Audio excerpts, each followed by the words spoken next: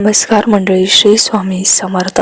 ज्येष्ठ अमावस्या झाले की आषाढ महिन्याला सुरुवात होत असते. यंदा बुधवारी 15 जुलैला आषाढ महिना सुरू होणार आहे. बुधवारीच 12 ऑगस्टला आषाढ महिना हा संपणार आहे. 12 जुलै ते 12 ऑगस्ट पर्यंत हा आषाढ महिना असणार आहे. आषाढ महिन्याला धार्मिक महत्त्व आहे. आषाढ महिन्याला पूर्वीचे लोक आखाड या नावाने ओळखायचे. आषाढ महिन्यामध्ये आखाड जो आहे तर तो तळला जातो. तर हा तळत असताना आपल्याला तो कधी तळायचा आहे, कोणकोणते पदार्थ आपल्याला यामध्ये बनवायचे आहेत, देवांना आखाडाचा नैवेद्य कसा दाखवायचा आहे, त्याचप्रमाणे आखाड महिन्यामध्ये लेक जावयाचा सुद्धा मानपान केला जातं. तर तो कसा करावा अशी संपूर्ण माहिती या व्हिडिओमध्ये आपण पाहणार आहोत. आषाढ महिन्याला पूर्वीचे लोक आखाड या नावाने ओळखतात. आषाढ महिन्यामध्ये म्हणजेच आखाडामध्ये रिमझिम पाऊस हा सतत सुरू असतो. आषाढ महिन्यामध्ये सर्वत्र दमट वातावरण असते. या महिन्यात आजारपण मोठ्या प्रमाणामध्ये असते, म्हणून आपल्या शरीराला पदार्थांमार्फत वंगण मिळावे म्हणून आखाड तळण्याची परंपरा आहे. पावसामध्ये बऱ्याच वेळेला उष्ण आणि खमंग पदार्थ खाल्ल्यामुळे आपल्या शरीराला ते फायदेशीर ठरतात. श्रावणामध्ये व्रतवैकल्य केली जातात आणि व्रतवैकल्यामुळे श्रावण महिन्यामध्ये आपल्या खाण्यावरती बरीच बंधने येत असतात. तसेच बरेचसे लोक चातुर्मास सुद्धा पाळत असतात. प्रत्येक भागानुसार, प्रांतानुसार आखाड तळण्याची पद्धत जी आहे तर ती वेगवेगळी असू शकते. आपल्या महाराष्ट्रामध्ये अनेक ठिकाणी आखाड तळणे ही श्रावण महिन्याची स्वागताची तयारी अशी प्रथा आहे. आषाढ महिना संपून श्रावण सुरू होण्याच्या अगोदर हा आखाड तळला जातो. तर असा हा आखाड जो आहे तर तो आपल्याला कशा प्रकारे तळायचा आहे आणि का तळायचा आहे, तर हा आखाड जो आहे तर तो तळल्यामुळे आपल्या घरामध्ये समृद्धी येते, त्याचप्रमाणे संपन्नता वाढते अशी एक धार्मिक श्रद्धा आहे. आषाढ महिन्यामध्ये आपण हा आखाड तळत असतो. हा आखाड कधी तळावा, तर आपल्या कुलदेवीचा जो वार आहे तर या वाराच्या दिवशी आपण आषाढ महिन्यामध्ये कधीही आखाड तळू शकतो किंवा काही भागांमध्ये श्रावण महिना सुरू होण्या अगोदर 2 दिवस हा आखाड तळला जातो. म्हणजे आखाड महिन्याची जी अमावस्या आहे तर त्या अमावस्येला किंवा त्याच्या अगोदर 2-3 दिवस हा आखाड तळला जातो. याचा नैवेद्य जो आहे तर तो सुद्धा देवांना दाखवला जातो. काही भागामध्ये अगदी पंचांगानुसार शुभ वेळ पाहून सुद्धा आखाड तळण्याची प्रथा आहे.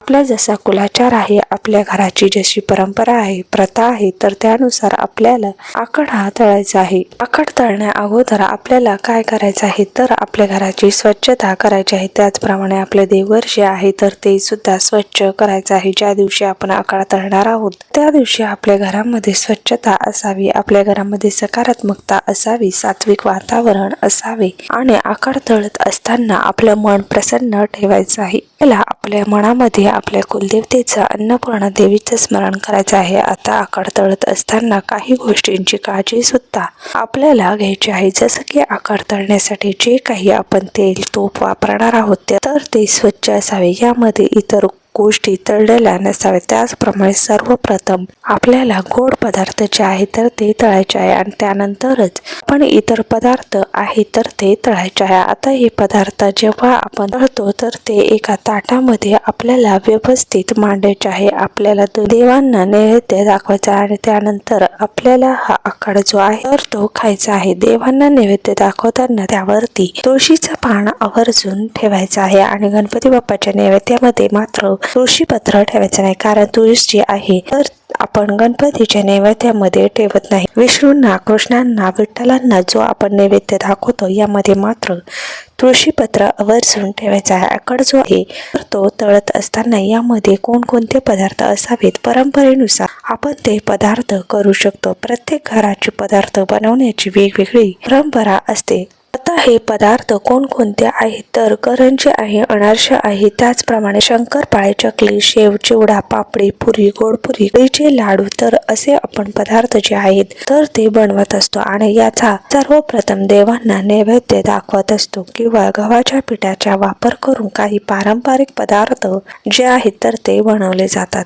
ते पदार्थ तळले जातात. त्याचा अगोदर देवांना नैवेद्य दाखवला जातो, गाईला घास दिला जातो आणि त्यानंतर घरातील सर्व सदस्यांना हे पदार्थ खायला दिले जातात. त्या सणाप्रमाणेच आपण ज्या दिवशी आखाड तळतो तर तो दिवस साजरा केला जातो. श्रावण महिन्याचे स्वागत करण्यासाठी हा आखाड तळला जातो अशी मान्यता आहे. त्याचप्रमाणे आपल्या घरामध्ये अन्नधान्याची भरभराट व्हावी, सुख समृद्धी ही सदैव राहावी, तर अशी सुद्धा प्रार्थना आपण या दिवशी आखाड तळतो तर त्या दिवशी देवांना केली जाते. त्याचप्रमाणे आपल्याला अन्नपूर्णेची कृपा लाभावी, तर असा सुद्धा यामागे भाव आहे. आपल्या कुटुंबातील सर्व सदस्यांनी एकत्र येऊन हे पदार्थ खाण्याचा आनंद घ्यायचा असतो. आता हा आखाड तळत असताना आपल्याला काही गोष्टी लक्षात ठेवायच्या आहेत, जसं खराब साहित्य किंवा शिळ झालेले साहित्य आपल्याला यासाठी वापरायचं नाही. स्वच्छतेची काळजी घ्यायची आहे. आखाड तळण्यासाठी तेल, तूप जे आहे ते चांगले वापरायचे आहे. आपल्या घरातील ज्या मोठ्या व्यक्ती आहेत त्यांना विचारून आपल्याला हा आखाड तळायचा आहे. थोडक्यात त्यात काय तर आपली जशी पद्धत आहे तर त्यानुसार आपल्याला हा आखाड जो आहे तर तो तळायचा आहे. कारण आखाड तळणे ही केवळ त्या तळलेल्या पदार्थांची परंपरा नसून श्रावण महिन्याचे आपण स्वागत करत असतो आणि आपल्या कुटुंबातील प्रेम, ऐक्य, जिव्हाळा कायम राहावा, तर अशी सुद्धा यामागे भावना असते. आता या आखाड महिन्यामध्ये ज्या मुलीचे नवीन लग्न झालेले आहे तर त्यांना सुद्धा हे पदार्थ त्यांच्या सासरी पाठवले जातात, ज्याला आखाड पाठी असं म्हटलं जातं. जे काही आपण आखाड तळण्यासाठी पदार्थ बनवतो, आपल्या मुलींना देण्यासाठी त्यांच्या आवडीचे सुद्धा पदार्थ खास करून बनवले जातात. हे पदार्थ एका दुरडीमध्ये भरून आपल्याला ब्लाऊज पीस, पोशाख, नारळ, हळद कुंकू तर हे सर्व दिलं जातं. तर अशा प्रकारे आपण आपल्या मुलीला सुद्धा ही आखाडाची पाटी जे आहेत म्हणजे आखाडाचे जे पदार्थ, तळलेले पदार्थ आहेत तर ते आपण पाठवत असतो. आता प्रत्येक भागामध्ये ही परंपरा वेगळी आहे. काही भागांमध्ये हे देतात किंवा काही भागांमध्ये देत नाहीत. तसेच आपल्या मुलीला, आपल्या जावयाला लक्ष्मीनारायण मानून त्यांना या आषाढ महिन्यामध्ये त्या घरी सुद्धा आपण बोलावू शकतो. ते घरी आल्यानंतर आपण त्यांचे स्वागत करू शकतो. त्यांचे पाय धुवायचे आहेत, त्यांना आपल्याला कुंकवाचा टिळा लावायचा आहे, त्यांचा औक्षण करायचा आहे आणि जे पदार्थ आपण तळलेले आहेत तर ते त्यांना आपल्याला जेवायला द्यायचे आहेत. आपण आपल्या जावयाला पोशाख करू शकतो, मुलीला सुद्धा साडी देऊ शकतो, मुलीची ओटी भरू शकतो. तर असा लेख जावयाचा सुद्धा मानपान प्रत्येक भागानुसार, प्रांतानुसार वेगवेगळ्या पद्धतीने या आषाढ महिन्यामध्ये केला जातो. आषाढ महिना जो आहे तर याला धार्मिक दृष्ट्या खूप महत्व आहे. आपण आपल्या सोयीनुसार आपल्याला ज्या दिवशी शक्य आहे तर त्या दिवशी हा आखाड करू शकतो. आपल्या मुलीला हा आखाड खाण्यासाठी घरी बोलू शकतो. अगोदर सांगितल्याप्रमाणे तिला तो आखाड जो आहे तर तो दिला सुद्धा जातो आणि हे देत असताना पोशाख वगैरे सुद्धा आवर्जून दिला जातो. धन्यवाद.